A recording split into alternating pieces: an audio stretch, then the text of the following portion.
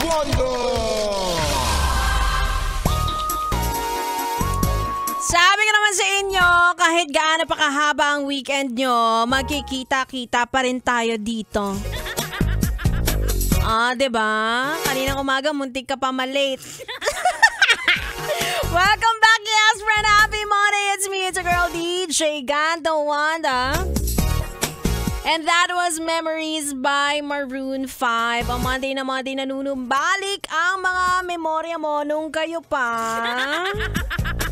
Wag na, baka balikan mo pa yan. Alam mo, marupok ka pa naman. Daig na daig mo ang mga kahoy na inanay.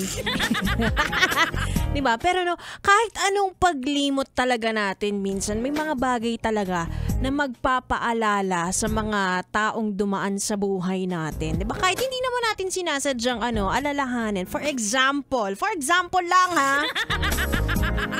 Mahilig kayong bumili o kumain ng xiaolongbao sa Binondo. Ganyan.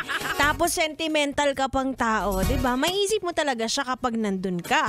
Pero doon mo rin mapapatunayan na naka-move on ka na. Kasi anong mararamdaman mo kapag naalala mo siya? Ay, wala na. Hindi na ako naiiyak, no? Hindi na ako affected. Pero nag-post sa Facebook. Diba? Kapag sinubo ko tong xiaolongbao na to, hindi na ako maiiyak at hindi ko na mamimiss na sinubuan niya ako dati. Diba, maaalala mo na lang yung memories, pero wala nang feelings. Ayan. Kung dati sobrang special ng isang bagay o lugar, kapag binalikan mo, wala na. Talagang nawawalan ng magic.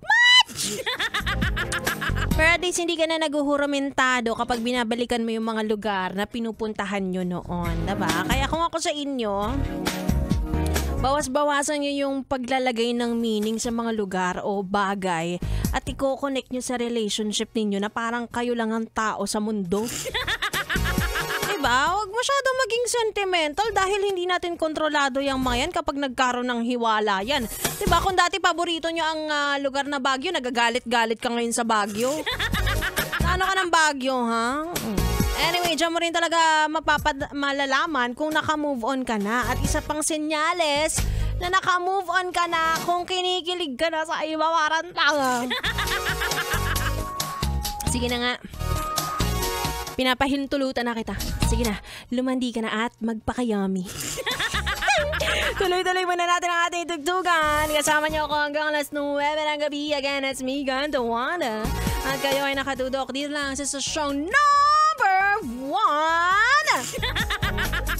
sa kalokohan. 101.1 Yes FM. Put your